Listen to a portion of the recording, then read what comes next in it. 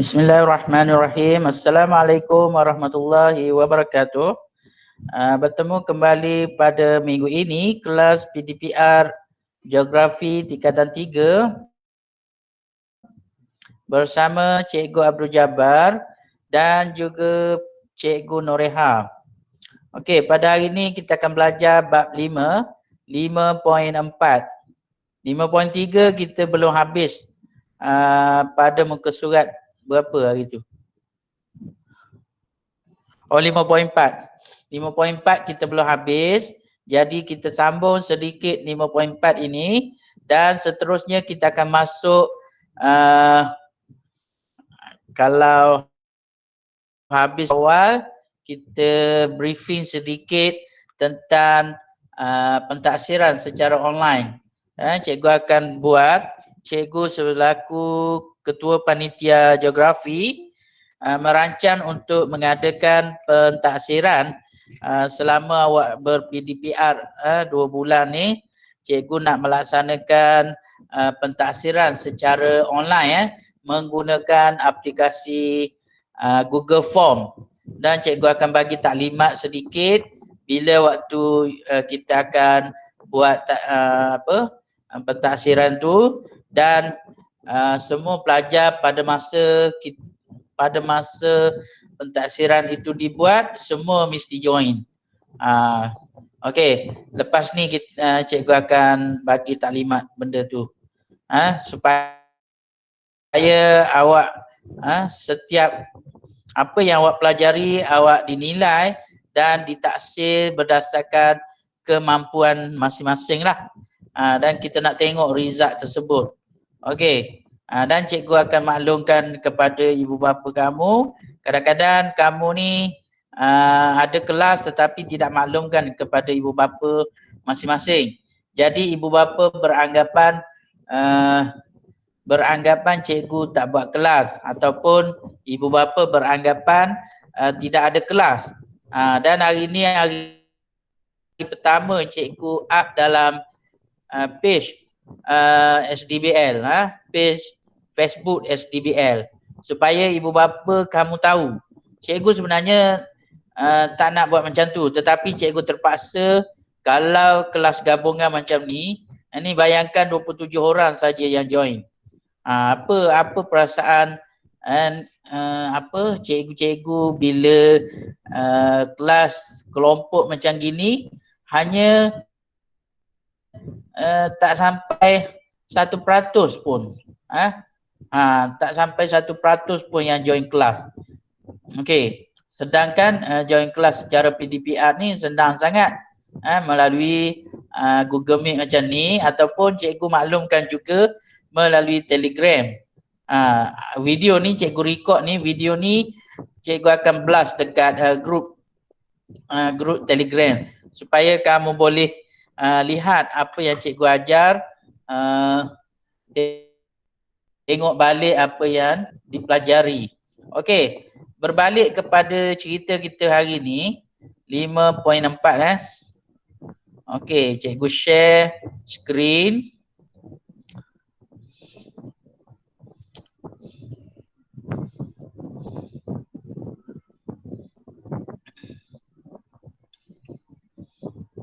Okey, pada minggu lepas kita telah belajar berkaitan usaha pemeliharaan dan pemeliharaan hidupan liar di Malaysia. Usaha pemeliharaan dan pemeliharaan hidupan liar ni ada berbagai cara. Yang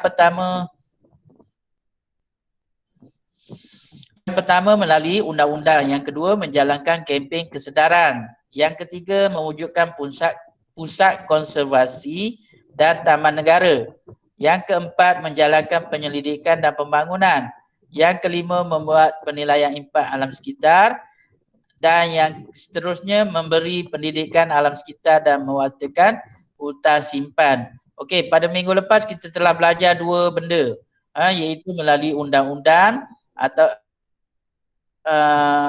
dikenali sebagai perundangan, melalui akta, 3 akta yang anda pelajari. Akta Kualiti Alam Sekeliling 1974, Akta Perhutanan Negara 1984, dan Akta Pemeliharaan Hidupan Liar 2010. Yang ni baru sangat akta ini. Baru 10 tahun, 11 tahun. Barulah berbanding dengan kalau Akta Perhutanan Negara ni seusia umur cikgu. Tekalah umur cikgu berapa? Tahun 84 cikgu lahir. Ni lagi lama. Pindaan baru sekali 1985. Tetapi pada 2018 ada ura-ura untuk memasukkan Akta Kualiti Alam Sekeliling. Tetapi hasrat memasukkan itu sangat tidak wajar, tetapi kalau nak buat pindaan pun buat pindaan. Tetapi kalau masukkan mesti ada akta-akta baru. Yang boleh yang boleh kawasan-kawasan yang digezet sebagai alam sekeliling. Okey, seterusnya melalui kempen kesedaran. Pada minggu lepas juga kita masuk berkaitan dengan kempen kesedaran. Usaha pemeliharaan dan pemeliharaan melalui kempen kesedaran, iaitu kempen Save the Day. Pada bulan ini ingat pada bulan ini kita akan masuk kempen Earth Hour. Earth Hour pada hari Sabtu minggu terakhir bulan Mac. Biasa akan disambut seluruh dunia minggu terakhir bulan Mac. Jadi kamu bersedialah. Cikgu ingat untuk sekolah kita pun cikgu nak jalankan kempen Earth Hour ni dengan cara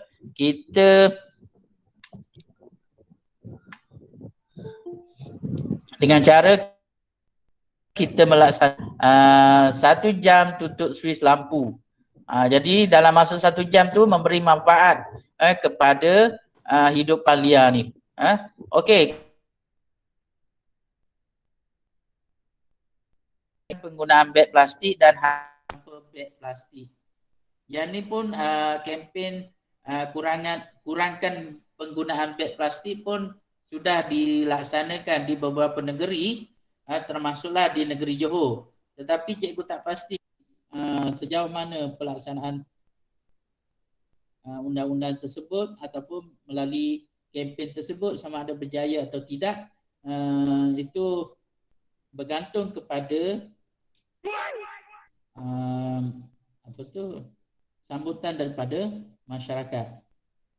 Okey, seterusnya Hari Tenggiling Sedunia. Hari Tenggiling Sedunia juga disambut ni di minggu ketiga, Sabtu ketiga bulan Februari. Ni bulan Februari, bukan bulan Mac. Bulan Mac ada sambutan apa cikgu lupa. Okey, pada hari ini kita akan masuk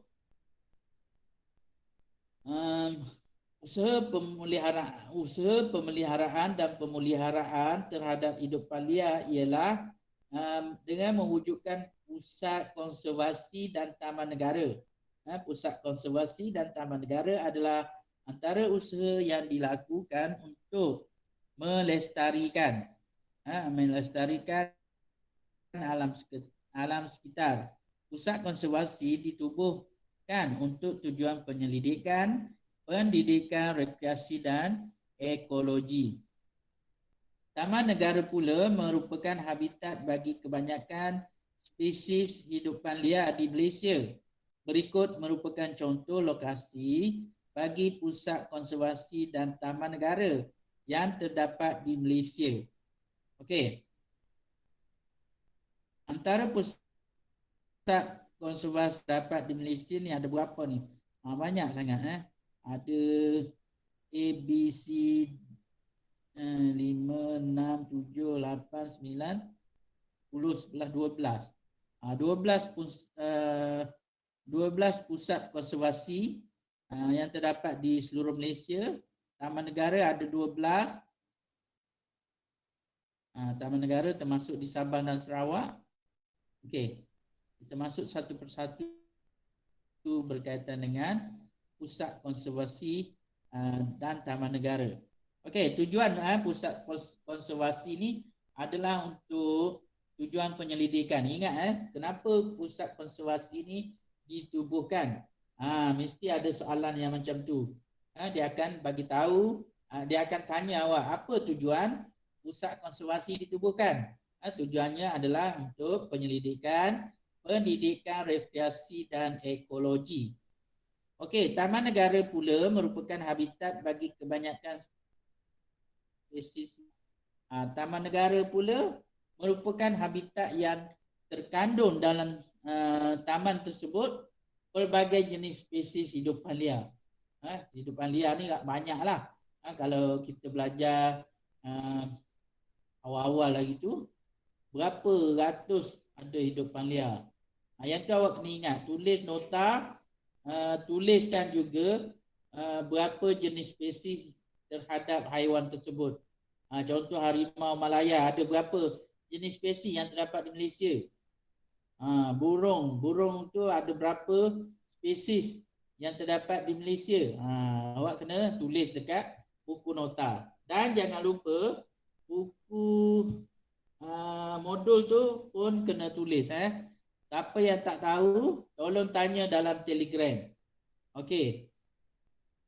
Yang pertama, siapa boleh baca ni? Cikgu orang yang boleh baca mana ni?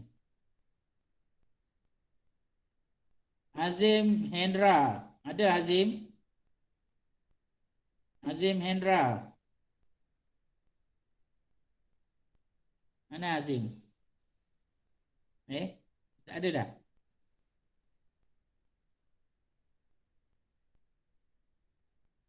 Dayana Yasmin.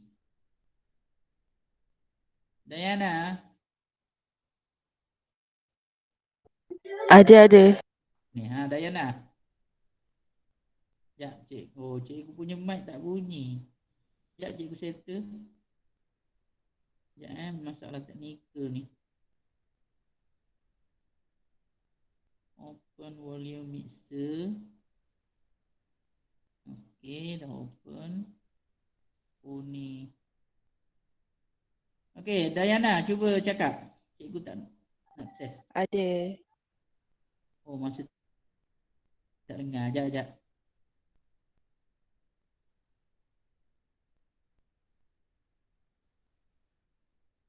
Cuba cakap. Ada. Okey. Dayana, baca ni. A sampai L. Pusat konservasi yang terdapat di negara kita. A awak baca Pusat Konservasi Tuntung Bukit Pinang Kedah. Dan seterusnya sampai macam itulah. Okey, baca. Sekejap. Sekejap.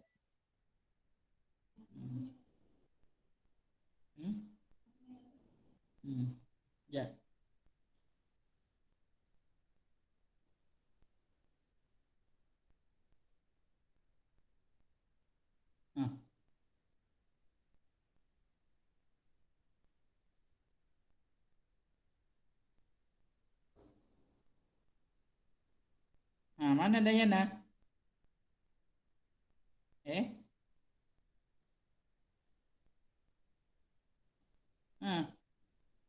Dah, Dayana. Ni baca ni.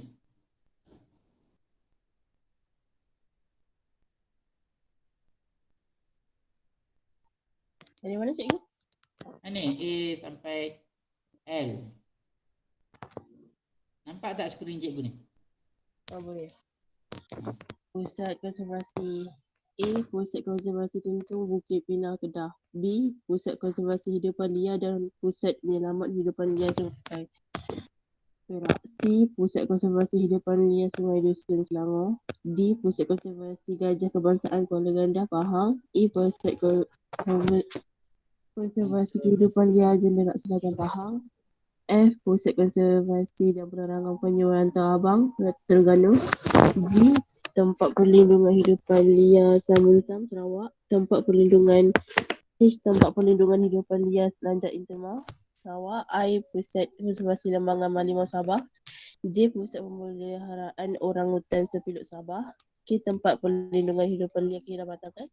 L. Pusat Konservasi Lebah Dadung Sabah. Okey, terima kasih Dayana. Kepada pelajar yang lain, tolong senaraikan pusat konservasi yang terdapat di Malaysia. Dalam ruangan chat, senaraikan pusat konservasi yang terdapat di Malaysia. Cikgu dekat ni, dekat ruangan chat. Jadi awak kena senaraikan. Bila awak senaraikan tu, baru dapat markah ruangan kita PDPR ni berlangsung secara dua hala. Kalau kamu tak komen kat sini, cikgu tak tahu siapa yang hadir PDPR, siapa yang tak hadir PDPR. Jadi penting untuk kamu tulis dekat ruangan chat. Tengok buku teks, buka buku teks masing-masing. Sambil-sambil cikgu mengajar tu awak type dekat situ. Senarai pusat konservasi ni tak tulis penuh pun tak apa. Macam Luqman Lufan, pusat konservasi Lembangan Maliau.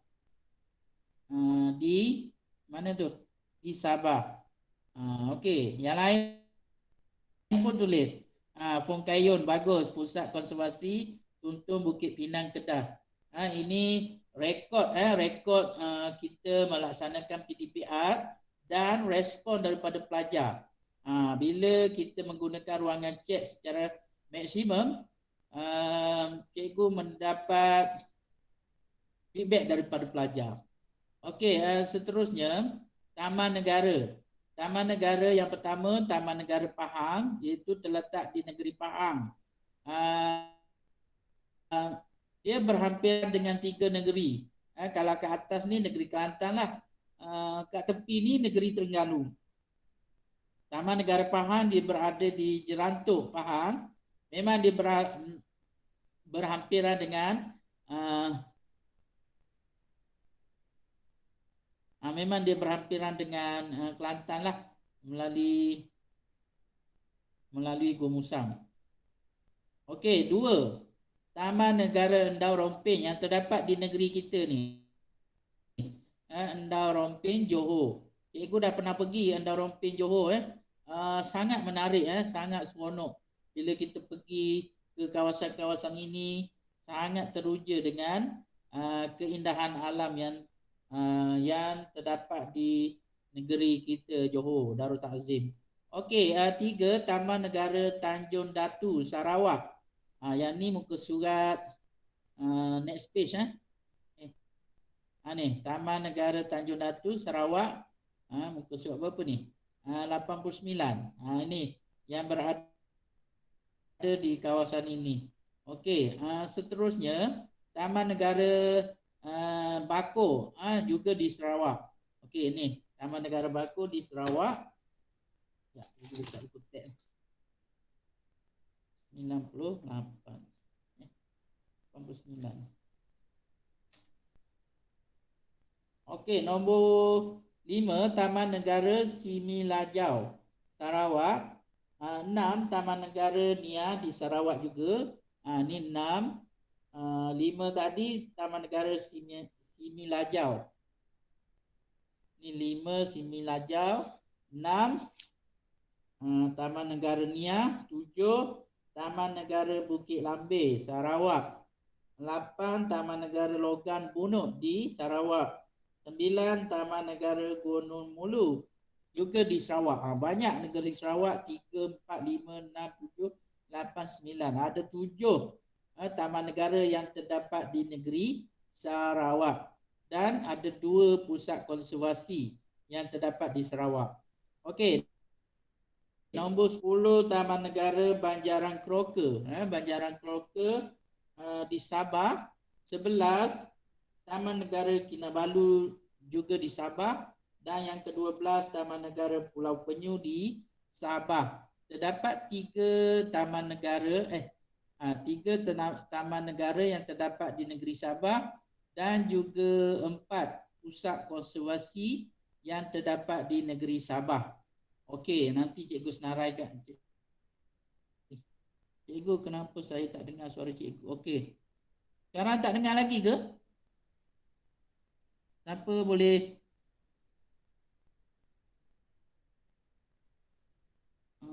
Cikgu.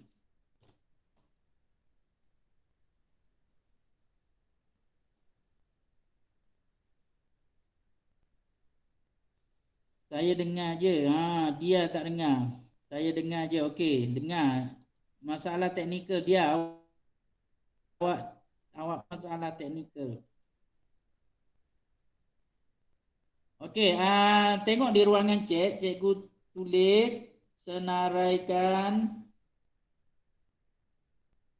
taman negara yang terdapat di negeri Sarawak. Okey, itu soalan dia. Senaraikan taman negara yang terdapat di negeri Sarawak. Ini taman negara, pusat konservasi ada 2. Taman negara ada 7. Okey, senaraikan Okey, nanti cikgu bagilah markah sebab dia akan keluar nama awak. Sekiranya awak menggunakan email MOE, dia akan tulis terus nama awak ni.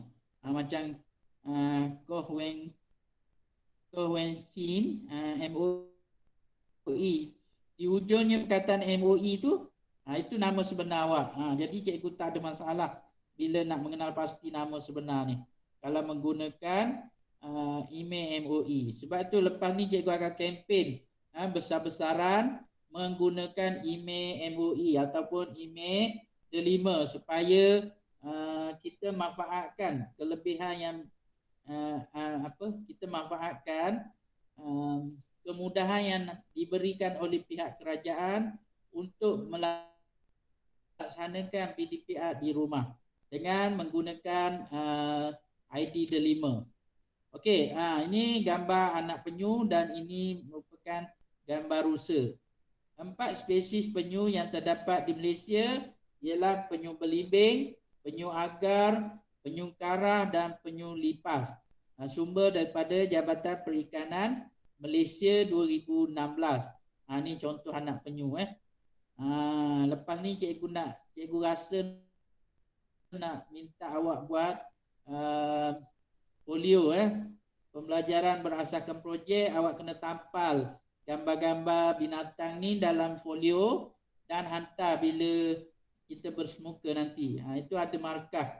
Markah untuk awak supaya manfaatnya supaya awak kenal haiwan-haiwan ini. Jadi di sekolah nanti, kalau kamu dah datang sekolah nanti, bawa folio yang cikgu suruh buat ni, dan cikgu akan beri markah kepada kamu atas usaha yang dilaksanakan lah. Jadi itu nanti cikgu di hujung kelas nanti cikgu akan bagi arahan supaya buat tugasan itu di rumah. Okey, seterusnya usaha pemeliharaan dan pemuliharaan hidupan liar di Malaysia iaitu melalui penyelidikan dan pembangunan, iaitu research and development. Research and development tu adalah perkataan bahasa Inggeris. Jadi yang bahasa Melayunya penyelidikan dan pembangunan. Penyelidikan dan pembangunan ini adalah satu kajian tentang hidupan liar yang dibuat oleh pihak-pihak tertentu supaya kita dapat mengetahui cara mereka hidup, cara mereka membiak, cara mereka makan, supaya usaha untuk membiakkan hidupan liar ini dapat dijalankan dengan baik. Okey. Tujuan pendidikan dan pembangunan tentang hidupan liar, cikgu nak minta seorang pelajar baca, pelajar Chinese lah seorang. Fong Kai-yun. Fong Kai-yun ada tak? Fong Kai-yun ni sangat rajin. Dia setiap habis kelas dia akan hantar tugasan yang diberikan. Cikgu rasa dia orang yang pertama hantar tugasan kepada cikgu melalui Telegram. Setiap kelas dia orang yang paling awal hantar tugasan yang diberikan. Okey, Fong Kayun. Boleh buka mic. Ada. Ni baca ni. Ada nampak? Nampak. Baca. Memberi kesedaran kepada masyarakat tentang pentingnya pemeliharaan dan pemeliharaan hidupan liar. Yang ni. Mengekalkan hidupan liar dan habitatnya supaya khazanah alam kita terpelihara. Bawah ni. Ni baca ni, penyelidikan tentang Penyelidikan tentang hidupan liar. Mengenal pasti habitat sesuatu hidupan liar. Contoh, kajian tentang habitat harimau Malaya oleh Perhiliutan. Mengaji spesies hidupan liar yang mewujud di Malaysia. Contoh, kajian tentang spesies penyu oleh Jambatan Perikanan Malaysia. Mengenal pasti jenis penyakit yang dihadapi oleh spesies hidupan liar. Contoh, diagnosis dijalankan oleh Jambatan Hidupan Liar Sabah dan Universiti Malaysia Sabah terhadap buaya yang sakit di Tuaran Chodsodai Farm Sabah.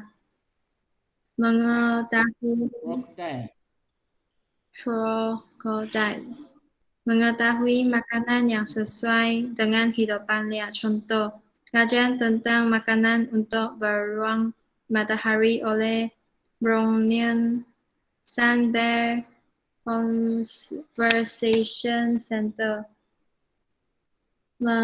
Menjalin kerjasama penyelidikan antara agensi kerajaan dengan universiti tempatan. Contoh, kolaboratif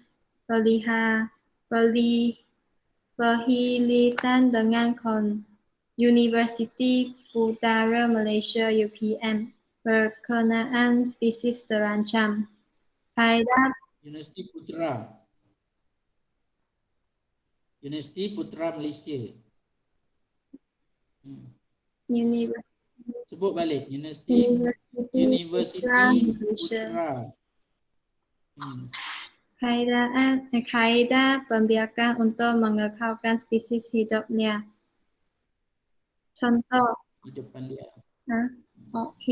liar. Contoh, projek pembiakan dalam kurungan untuk meningkatkan populasi ladang di Jerdera Selatan Pahang. Mengaji kemandirian dan sifat hidupan liar.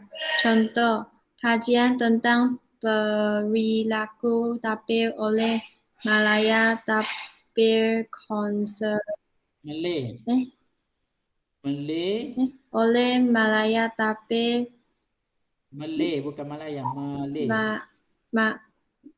Malay Tapir Conservation Center NTCC di Pusat Konservasi Hidupan Liar Sungai Dusun Selangor. Okey, terima kasih Fong Kayun atas bacaan tadi, iaitu penyelidikan dan pembangunan. Tujuan penyelidikan dan pembangunan tentang hidupan liar ada dua, memberi kesedaran dan juga mengekalkan hidupan liar dan habitatnya supaya khazanah alam kita terpelihara.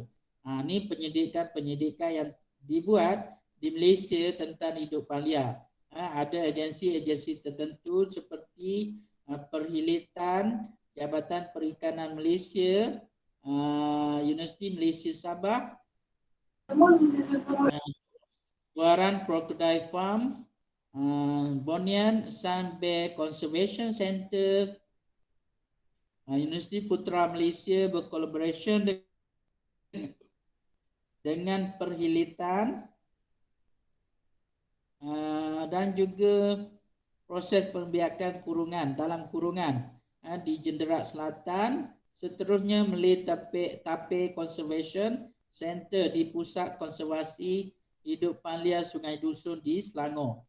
Ini adalah usaha-usaha yang telah dilaksanakan oleh agensi-agensi tertentu terhadap usaha penyidikan dan pembangunan bagi memastikan hidup liar ini dapat juga memberi kesedaran kepada masyarakat kita di Malaysia. Kerana masyarakat kita kat Malaysia ni kurang pengetahuan tentang hidupan liar, menyebabkan mereka tidak menjaga alam sekitar yang akhirnya memberi kesan terhadap hidupan liar tersebut. Akhirnya juga memberi kesan kepada manusia.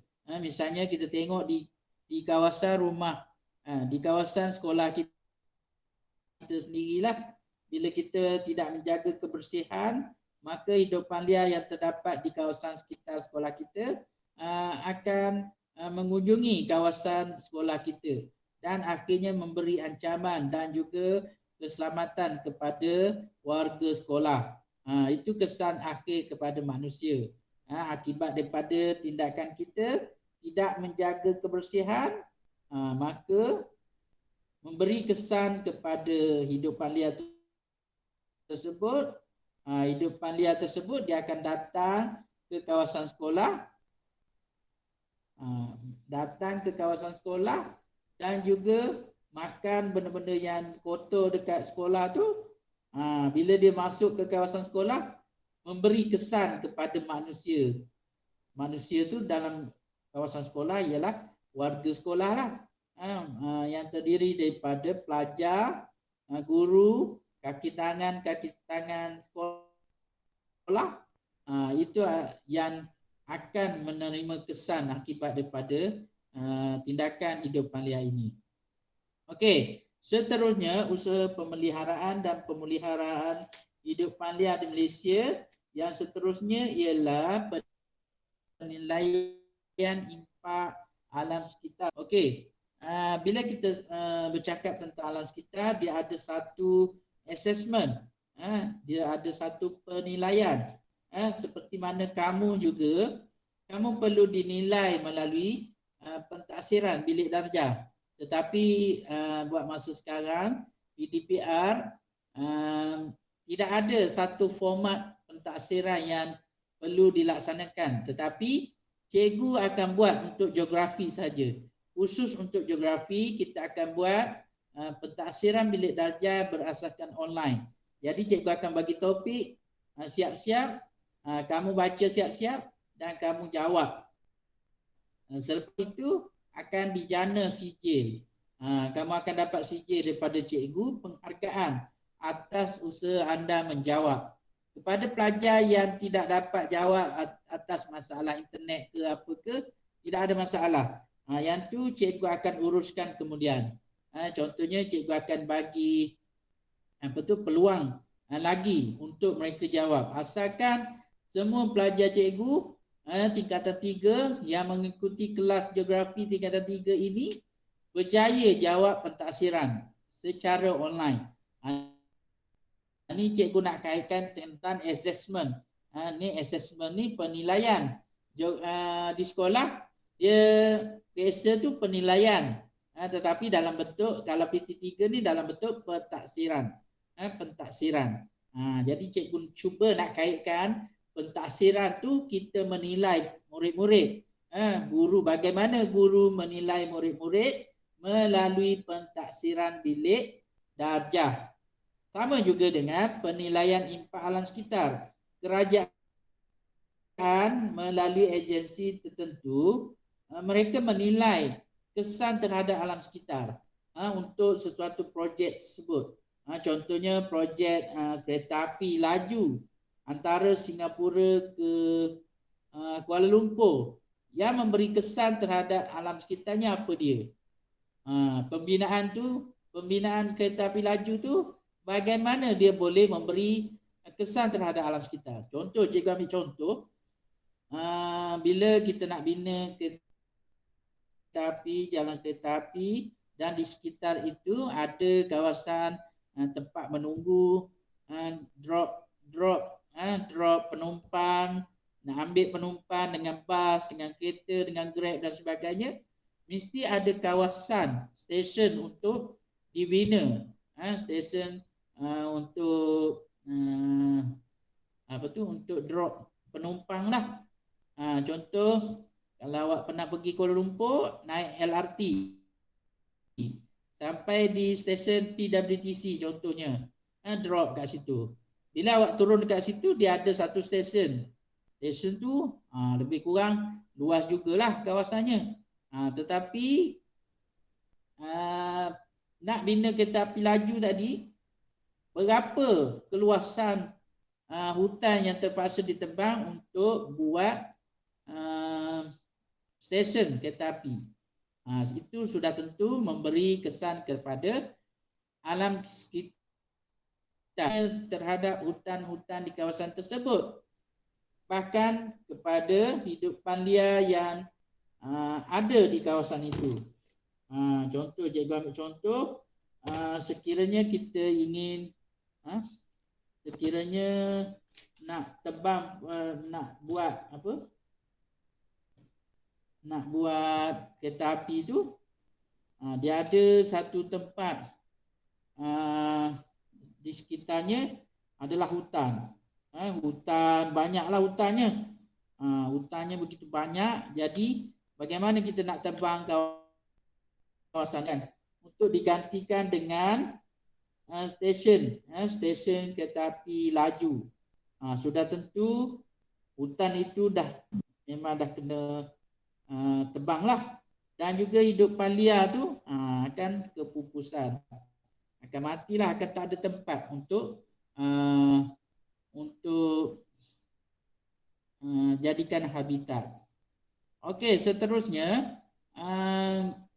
penilaian impak alam sekitar atau environment impact assessment EIA ialah kajian untuk mengenal pasti, meramal, menilai dan memberi tahu maklumat tentang kesan alam sekitar akibat daripada suatu projek pembangunan yang dicadangkan dan diperincikan langkah untuk mengurangkan kesan terhadap alam sekitar sekiranya projek tersebut diluluskan dan diimplementasikan. Sumber daripada Jabatan Alam Sekitar pada tahun 2007. Berikut merupakan elemen yang berkaitan dengan EIA. Contoh objektif, ini objektif. Boleh seorang baca. Zulfitri. Cikgu bawa bangun. Ni tengok slide cikgu ni. Kau bawa bangun ke dia orang tak nampak, tapi ni. Baca slide ni, objektif EIA, semua ni.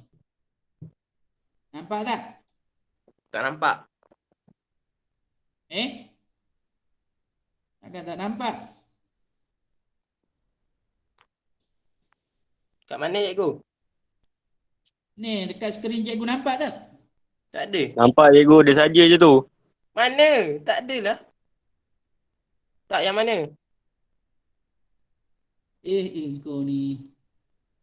Ni objektif EIA. Mana pula? Dekat muka surat 91. Buku apa cikgu? Buku teks Buku teks geografi 91. Muka surat 91. 91. Wah. Sekejap. 91 yang mana cikgu? Objektif Objektif EIA.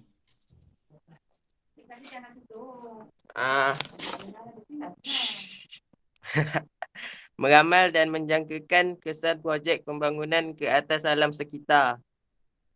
Meneliti dan memilih alternatif projek yang terbaik. Dengar tak? Dengar. Mengenal pasti dan memberi langkah kawalan sesuatu projek pembangunan. Meramal impak ke atas alam sekitar. dan mengenal pasti kos terhadap alam sekitar dan faedah projek kepada masyarakat. Okey, terima kasih. Zulfitri. Rupanya kawan awak ada dalam ni.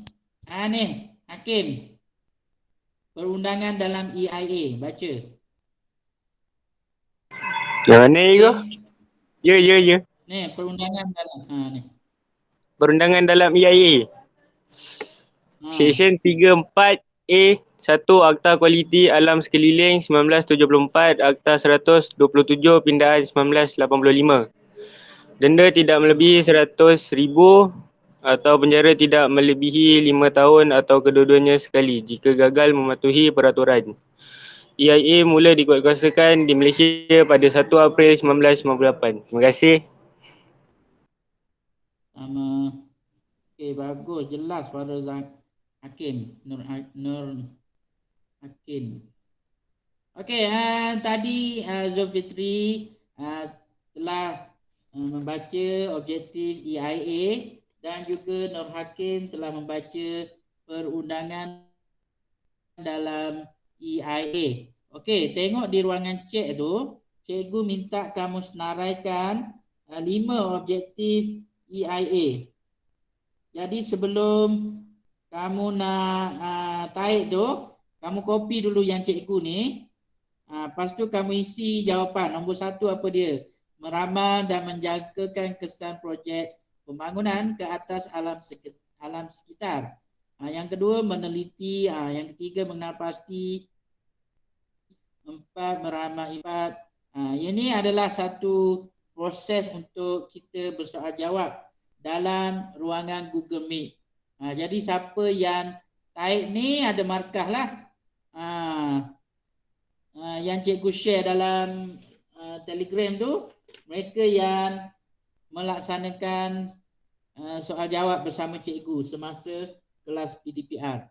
Okey, seterusnya perundangan dalam EIA yang telah dibacakan oleh Nur Hakim. Okey, dalam perundangan biasa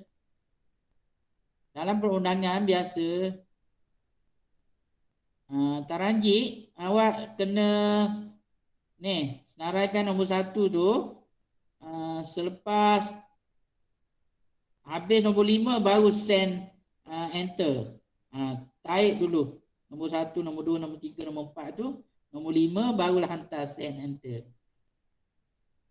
Okey, melalui perundangan melalui seksyen 34A kurungan 1 dan juga Akta 127 memperuntukkan denda tidak melebihi 100,000 atau penjara tidak melebihi 5 tahun atau kedua-duanya sekali jika gagal mematuhi peraturan. Jangan main-main EIA ini. Tapi kalau mereka yang buat projek 100,000 ni bukannya banyak, sangat sikit. Contoh nak buka kawasan perumahan di tepi sungai. Kawasan di tepi sungai dia mesti berapa kaki cikgu tak ingat daripada tebing sungai tu, dia ada formula dia. Katalah 5 km daripada sungai tidak boleh dibina pembangunan, tidak boleh dibuat pembangunan. Tetapi dengan kadar denda yang sangat murah ni, syarikat perumahan bayar 100,000, dia buatlah projek di tepi sungai. Okey, jadi akhirnya memberi kesan terhadap sungai tersebut. Lama kelamaan habitat hidupan liar dalam sungai itu akan mati. Okey, ini antara contoh aktiviti yang memerlukan EIA. Cikgu nak minta Elvia, ada tak Elvia?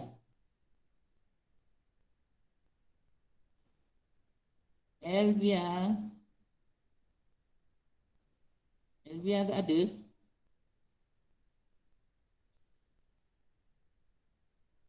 Tadi macam ada.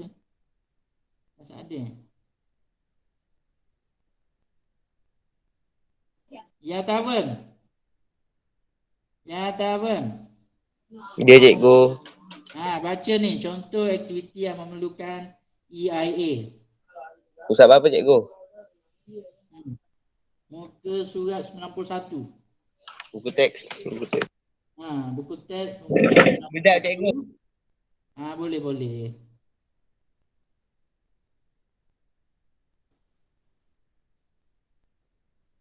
Okey, tahniah mereka yang dah jawab. Lokman Lokfan, Ko Wensin, Lokman Lokfan sambungan nombor 5. Sereten Izin,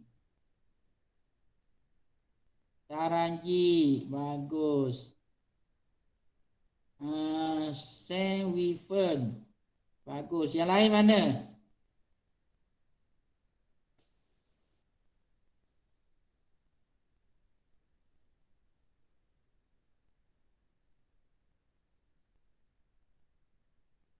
Pusat apa tadi? 61. Okey. Mula dari mana? Adik saya juga. 61. Mula Ya, bawah. dari atas. Objektiviti. Objektiviti. Bawah sekali. Bawah sekali. Contoh. Contoh. Contoh Pembalakan dan aktiviti. pertanian yang melebihi keluasan 500 hektar. Pembinaan empangan hidroelektrik yang melebihi keluasan 40 hektar. Pembinaan resort atau hotel di tepi pantai yang melebihi 80 bilik. Pembinaan infrastruktur seperti pembinaan hospital, lebuh raya, lapangan terbang, landasan kereta api dan bandar baharu. Lagi? Tu je. Habis. Okey, terima kasih. Ya Taven, tolong tulis di ruangan chat. Kawan awak kata lajunya baca. Ya Taven, boleh baca sekali lagi tak? Yelah cikgu. Baca pelan-pelan.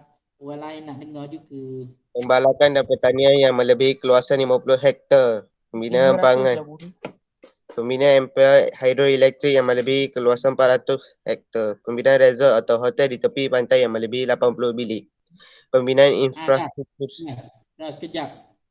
Okey, yang pertama pembalakan, yang kedua pembinaan empangan, yang ketiga pembinaan resort atau hotel. Dah, seterusnya ya tak. Pembinaan infrastruktur seperti pembinaan hospital, lebuh raya, lapangan terbang, landasan kereta api dan bandar baharu. Okey, terima kasih ya Taven. Sama-sama. Tolong tulis di ruangan chat cikgu ni. Awak boleh tengok tak ruangan chat? Buka telefon ke ni apa? Ya, saya Kalau nampak. buka telefon, nampak. Tulis senaraikan objektif EIA ni. Ni nombor 1 hingga 5 ni awak tulis. Lepas tu blast dekat chat. Baik, cikgu. Okey, ada markah tu ya Taven. Okey ini merupakan penilaian impak alam sekitar yang merangkumi objektif, perundangan dan juga contoh aktiviti. Okey, seterusnya usaha pemeliharaan dan pemuliharaan terhadap hidupan liar di Malaysia. Yang seterusnya ialah pendidikan alam sekitar. Okey, pendidikan alam sekitar muka surat 92. Ni cikgu mana yang cantik ni? Okey, pendidikan alam sekitar ialah proses pembelajaran. Okey, dah. Cikgu nak seorang baca yang lain. Kalau cikgu je baca, korang tak beri perhatian sangat. Cikgu nak siapa ni? Mana tadi? Noni. Mana Noni? Noni tadi nampak ada. Tak ada dah.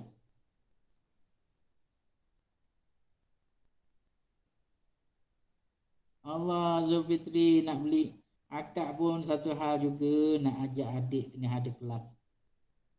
Allah, hai. Okey, cikgu minta Tenritan baca pendidikan alam sekitar. Tenri, boleh buka mic. Pendidikan alam sekitar ialah proses pembelajaran yang melibatkan penyelesaian masalah dan keupayaan murid untuk membuat keputusan yang tepat demi masa depan, khasnya untuk generasi akan datang terhadap keperluan dan pemeliharaan alam sekitar. Baca sumber ni. Pendidikan alam sekitar di Malaysia. Nilai-nilai murni tentang alam sekitar bukan sahaja diajar dalam subjek geografi, tetapi turut diselipkan oleh para guru melalui subjek-subjek lain. Okey, dah. Dah, Tenri. Terima kasih. Ini adalah kepentingan pendidikan alam sekitar yang mana ia merupakan usaha pemeliharaan dan pemuliharaan hidup palia di Malaysia. Melalui pendidikan alam sekitar, melalui subjek-subjek, terutamanya subjek geografi. Ni contohnya kita belajar bab 5 ni.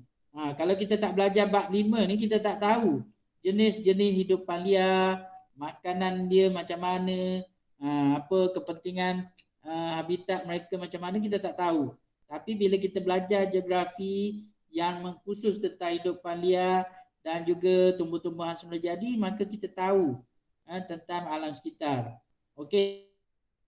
Selain daripada geografi, ada juga subjek-subjek lain yang turut diselitkan oleh para guru tentang pendidikan alam sekitar. Contohnya sains, contohnya pendidikan moral, contohnya lain bahasa Melayu, pendidikan Islam dan sebagainya.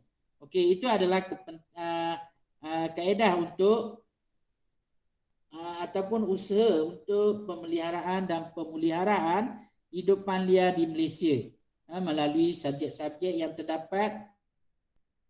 Okey, dengan cara itu pelajar dapat didedahkan usaha pemeliharaan dan pemeliharaan hidupan liar yang terdapat di Malaysia.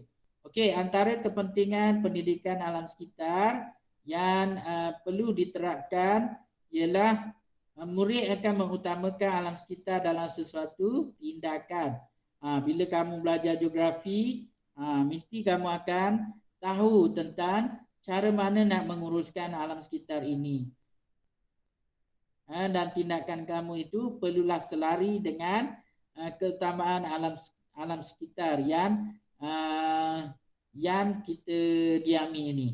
Okey, seterusnya murid dapat melibatkan diri secara aktif di lapangan. Ni contohnya kalau kita belajar geografi, kita akan ada kerja lapangan. Bila kerja lapangan, kita dapat pergi aktif, kita pergi tengok kawasan tersebut. Tapi musim COVID ni tak adalah kan. Cuma cikgu nak gantikan dengan buat folio. Kepentingan pendidikan alam sekitar. Ni. Okey. Folio cikgu, cikgu ingat nak buat tajuk ni lah. Kepentingan pendidikan alam sekitar. Okey, ini. Lepas tu awak tampal jenis-jenis hidupan liar dan sebagainya. Okey, seterusnya murid akan lebih peka dan prihatin mengenai alam sekitar. Murid akan mempunyai pengetahuan dan kemahiran untuk penyelesaian isu-isu alam sekitar. Seterusnya, murid bermotivasi untuk memelihara dan memelihara alam sekitar. Dan yang terakhir, kepentingan pendidikan alam sekitar ialah murid akan memahami konsep pembangunan lestari. Apa itu pembangunan lestari? Ni, pembangunan lestari, dia ada tulis kat tepi ni. Cikgu minta. Afrina Akilah. Buka mic. No, Afrina, ada tak? Luqman? Ya. Buka mic. Ni baca ni. Pembangunan lestari apa dia? Masa pembangunan lestari adalah pembangunan tanpa menjejak. Maksud pembangunan lestari ialah pembangunan tanpa menjejaskan alam sekitar. Okey, terima kasih Lokman Lutfan. Pembangunan lestari yang kawan kita baca tadi ialah pembangunan tanpa menjejaskan alam sekitar. Senang cerita ginilah, kita menjaga alam sekitar, tetapi dalam masa yang sama kita memerlukan pembangunan. Tetapi pembangunan yang macam mana yang kita perlukan? Inilah pembangunan lestari. Yang mana pembangunan lestari ini kita dapat membuat pembangunan tetapi tanpa menjejaskan alam sekitar. Itu yang perlu diterapkan dalam pembangunan di Malaysia. Okey. Seterusnya, usaha pemeliharaan dan pemeliharaan hidupan liar di Malaysia. Okey, tengok 5.4 saja dah hampir 1 jam setengah. Kita tak masuk yang lain, tak sempat nak masuk tutorial. Cuma cikgu selit-selitkan tadi. Ada berapa, lebih kurang 17 minit lagi kita sambung pewartaan hutan simpan. Merupakan usaha pemeliharaan dan pemeliharaan hidupan liar di Malaysia.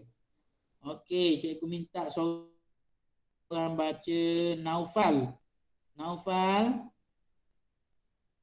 Naufal Bajrai. Ya, cikgu. Baca ni. Oh, yang pewartaan hutan simpan Pewartaan hutan simpan merupakan kawasan hutan yang diwartakan untuk tujuan perhutanan dan ditadbirkan oleh Jabatan Perhutanan Negeri. Pokok di kawasan hutan ini tidak boleh ditebang kerana dilindungi oleh undang-undang di bawah Akta Perhutanan Negara 1984, Akta 313. Ni baca setiap gambar. Hutan Simpan Kekal UKM Selangor. Hutan Simpan Sungai Menyala Negeri Sembilan. Hutan Simpan Bukit Nanas Kuala Lumpur. Nanas. Oh, Nanas. Ananas. Bukit. Kita biasa sebut nanas. Tapi bahasa Melayu yang betulnya nanas. Okey, kalau di Pontian tu ladang nanas. Kena sebut yang betul lah ikut bahasa Melayu. Nanti awak bila ada tata bahasa salah pula kan. Okey, ini merupakan pewartaan hutan simpan. Yang mana pewartaan hutan simpan ini merupakan usaha pemeliharaan dan pemeliharaan hidupan liar di Malaysia. Mengapa dengan pewartaan hutan simpan ni kita dapat menjadikan hidupan liar itu terkawal ataupun hidup dengan fitrahnya ataupun hidup macam biasa dengan cara mewartakan hutan simpan. Okey, cerita dia begini. Hutan ni merupakan kawasan yang perlu kadang-kadang boleh dijadikan sumber pendapatan negara. Hutan yang terdapat di negara kita ni merupakan sumber pendapatan negara melalui jualan kayu balak, bila tebang kayu balak, jual kayu balak, dieksport ke negara-negara tertentu ataupun dieksport melalui kayu gergaji dan sebagainya. Sumber daripada pokok balak tu dia menjadi pendapatan kepada negara kita. Tetapi dengan pewartaan hutan simpan ini boleh menyelamatkan hutan tersebut dengan kaedah wartakan hutan tu. Jadi contohnya katalah di Kota Tinggi. Kota Tinggi kalau kamu tahu di Johor ni Kota Tinggi merupakan kawasan yang banyak. Jadi kalau kawasan kota tinggi tu diwartakan kawasan yang tak boleh diusik dengan hutan, maka sudah tentulah habitat dalam tu akan selamat dan tidak terganggu akibat daripada pembangunan yang dilakukan oleh manusia. Okey, dengan cara mewartakan hutan simpan. Bila hutan tu diwartakan, segala benda yang ada dalam hutan itu tidak boleh diusik.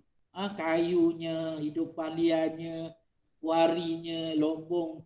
Kalau ada lombong emasnya tak boleh. Kalau ada sumber mineral apa sekalipun tak boleh diusik kawasan hutan simpan tersebut. Cikgu beberapa minggu sebelum ini, cikgu mengikuti satu webinar ataupun seminar secara online ini bersama dengan beberapa NGO alam sekitar. Dia menceritakan bagaimana di kawasan hutan simpan juga dicerobohnya untuk mendapatkan lombong kuari. Ini berlaku di sebuah negeri di Malaysia melalui usaha-usaha pihak tertentu untuk mendapatkan kuari ataupun batu yang dibuat simen, yang dibuat pembinaan ini untuk di Lombong kawasan kuari itu. Jadi pihak NGO alam sekitar ini mereka tidak setuju tindakan pihak tertentu untuk menceroboh hutan simpan. Kerana konsep hutan simpan ni bila diwartakan dia memang tak boleh diusik. Nanti bila kamu dah menjadi dewasa, kamu perjuangkanlah isu-isu alam sekitar. Kerana ia memberi kesan kepada hidupan liar, juga memberi kesan kepada hidupan seperti tumbuh-tumbuhan semula jadi yang dalam tu. Dalam hutan simpan tu berbagai spesies flora dan fauna yang ada dalam tu. Jadi bila kita wartakan hutan simpan, wartakan betul-betul, jangan ada tangan-tangan gaib yang cuba untuk memastikan kawasan tersebut diceroboh. Itu memang tak boleh. Cikgu sebagai guru geografi pun tidak setuju dengan tindakan pihak-pihak tertentu untuk menceroboh lagi hutan simpan. Kalau hutan tu diwartakan sebagai hutan simpan pun masih nak usik lagi, apatah lagi kalau hutan-hutan yang di luar sana. Itulah bila kita belajar geografi, kita faham tentang keperluan hidupan liar ni, keperluan tumbuh-tumbuhan semula jadi, keperluan kita menjaga alam sekitar. Kita dapat tahu melalui kita belajar geografi dan juga kita belajar sains dan juga subjek-subjek lain seperti pendidikan moral, pendidikan Islam. Pendidikan Islam dia ada maksud daripada Al-Quran lagi. Bagaimana keperluan seorang Muslim menjaga hidupan di muka bumi ini. Bagaimana seseorang Muslim itu perlu menjaga alam sekitar. Bagaimana kita perlu mengekalkan keseimbangan ekosistem yang terdapat di bumi ini untuk keseimbangan ekosistem, untuk hidupan, kepentingan hidupan lain, dan bagaimana kita berhubung dengan alam sekitar itu adalah kepentingan umat, kepentingan seseorang Muslim.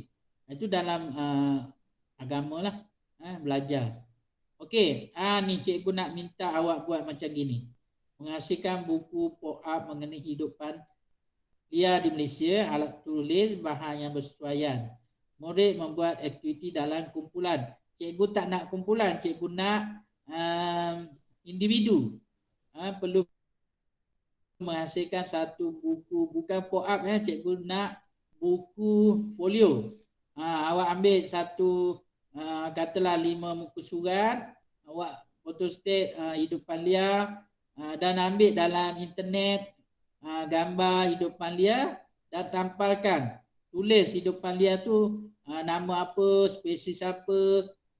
Ni macam muka surat. Muka surat ni 5.1 tu. Ni. Allah. Ni macam gini. Ni awak ambil ni. Photostat ini ataupun print, tampalkan balik supaya kamu boleh sediakan folio. Dalam satu muka surat tu cukuplah ambil tampalkan 3. Ni lagi 3. Dalam cikgu nak 5 muka surat. Dan ni glosari ni kena tulis. Lepas tu di hujung sekali tu ni pun sama. Senang cerita bab 5 awak kena buat folio. Folio bab 5 nanti cikgu tulis arahan-arahan dalam ni, dalam Telegram dan cikgu minta kamu hantar. Kamu hantar untuk cikgu nilai. Cikgu dan cikgu Noriha nilai dan berikan markah kepada kamu semua. Dalam masa yang sama, folio itu boleh disimpan untuk rujukan di library. Okey, cikgu akan buka pertanyaan. Ada apa-apa nak tanya tak? Nanti ruangan chat ni cikgu nak kita bersoal jawab.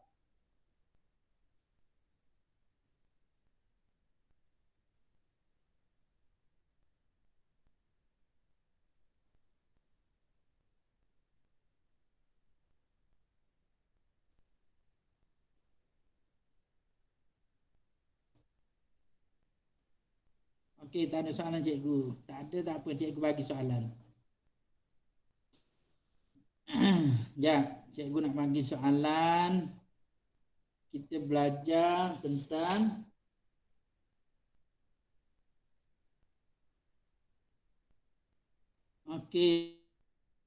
sebutkan.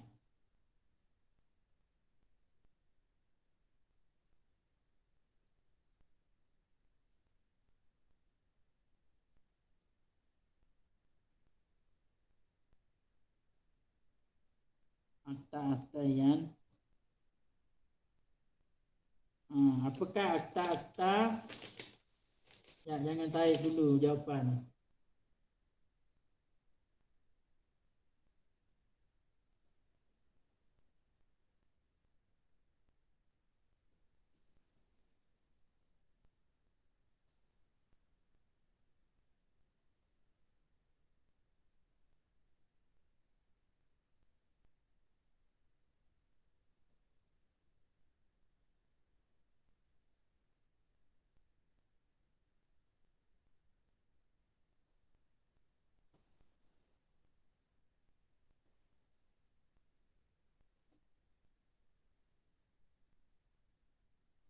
Okey, jawab cepat. Dalam 5 minit lagi ni. Apakah akta-akta yang terlibat dalam usaha pemeliharaan dan pemuliharaan hidupan liar di Malaysia? Tarik dekat situ. Ada 3 akta tu. Sebut penuh akta tersebut. Okey, cepat-cepat. Setiap apa yang awak type kat sini, dia akan hantar rekod kepada cikgu dan cikgu boleh nilai siapa yang aktif bersoal jawab dengan cikgu semasa PDPR berlangsung. Itu tujuan dia.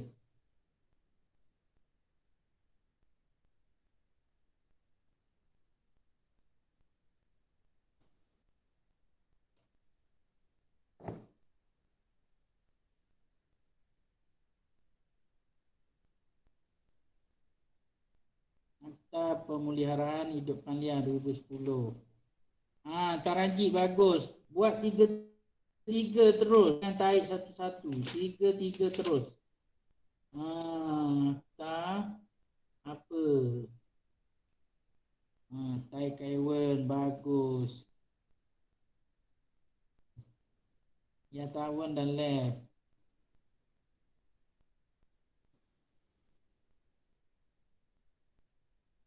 Lepas ni kamu rehat sekejap. Cikgu ambil 5 minit untuk ni.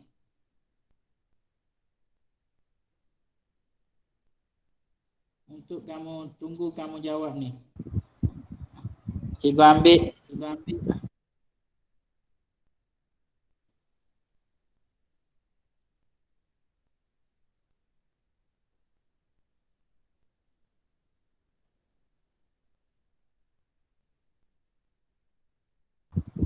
Cikgu ambil 5 minit. Cikgu ambil 5 minit untuk kamu jawab soalan yang cikgu berikan ini.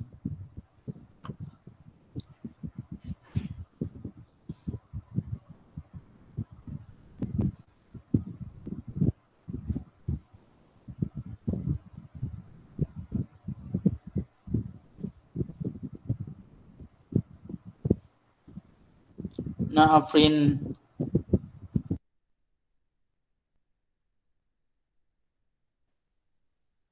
Afrina, okey bagus.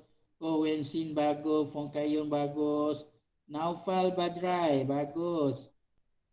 Yuziji bagus, Sam Wifen bagus. Cheryl Teng bagus, Taikawan bagus. Taranji bagus, Sam Wifen bagus. Fongkayun buat 3 Fongkayun, Nufan bagus. Buat 3. 5 minit cikgu tunggu. Ni.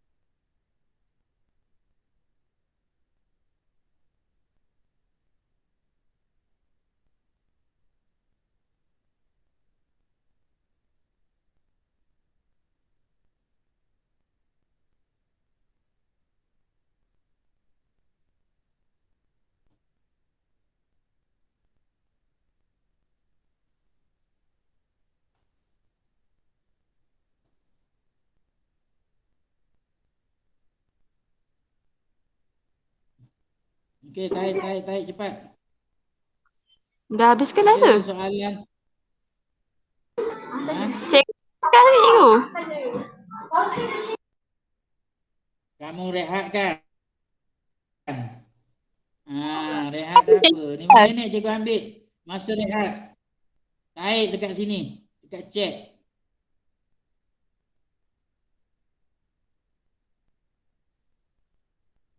Dekat ruangan chat tu tarik.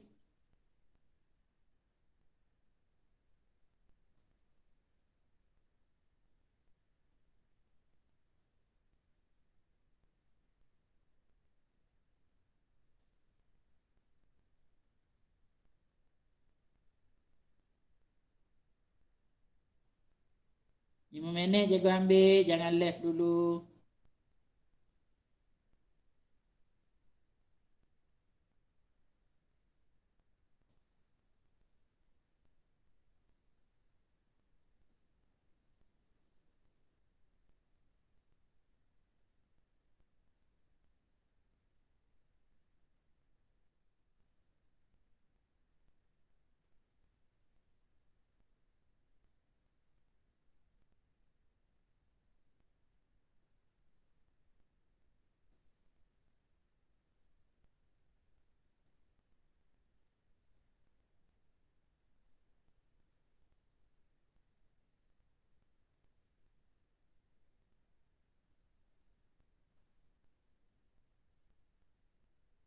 Neng Lee, Lim Calvin, dia bagus.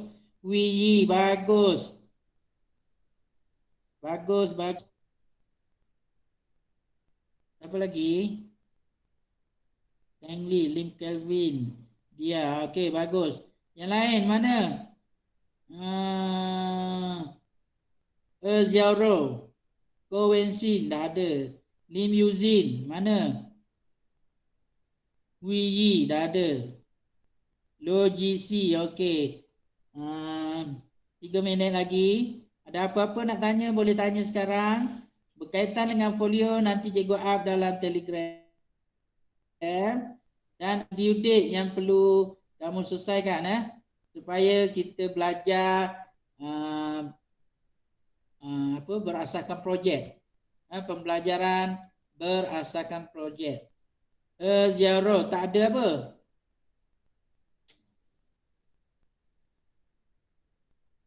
Ziarah akta apa yang berkaitan dengan usaha pemeliharaan dan pemeliharaan hidupan liar di Malaysia.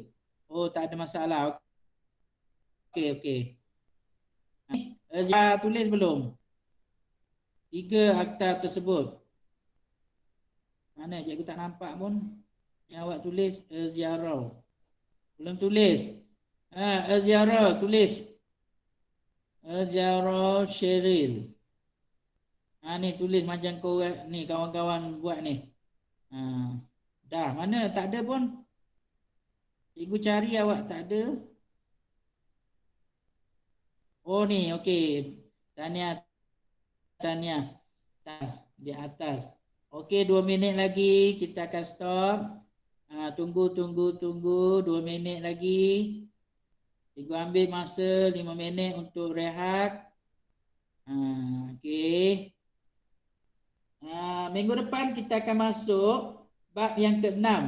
Okey, bab minggu depan ni kita akan combine dengan bab yang ke-6 dengan bab 8 tak silap cikgu. Sumber semula jadi dengan bab 7. 7 kegiatan ekonomi. 8 tak ada cikgu 6 dengan 8. Sekejap cikgu bagi gambaran awal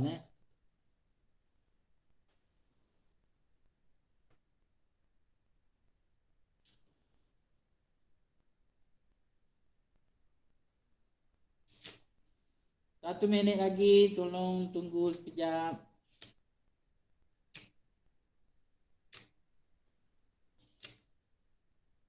Okey, 6 dengan 9 Kita combine bab 6 dengan 9. Okey, pada minggu depan kita hari Rabu minggu depan cikgu nak folio dah siap. Nanti hantar dulu melalui Telegram dan secara bersemuka awak kena hantar dekat cikgu di sekolah. Okey, itu adalah penilaian untuk PBD awak. Cikgu tak nak bulan 4 nanti awak kena PSA, awak kena PBD, banyak benda awak nak kena buat. Kerja khusus, jeng kepala otak awak nanti. Cikgu tak nak macam gitu. Sekarang ni ada masa kita buat pelan-pelan, slow and steady. Slow tapi steady. Slow tapi siap. Slow tapi buat. Itu yang pelajar perlu smart. Sekarang ni pelajar kena smart, bijak. Buat kerja tu kena bijak. Asalkan yang cikgu bagi tu siap semua. Dan akhirnya awak akan dapat markah yang memuaskan. Okey, wabillahi taufiq. Wassalamualaikum warahmatullahi wabarakatuh dan selamat sejahtera kepada semua pelajar yang hadir pada hari ini. Sekian, terima kasih. Bye.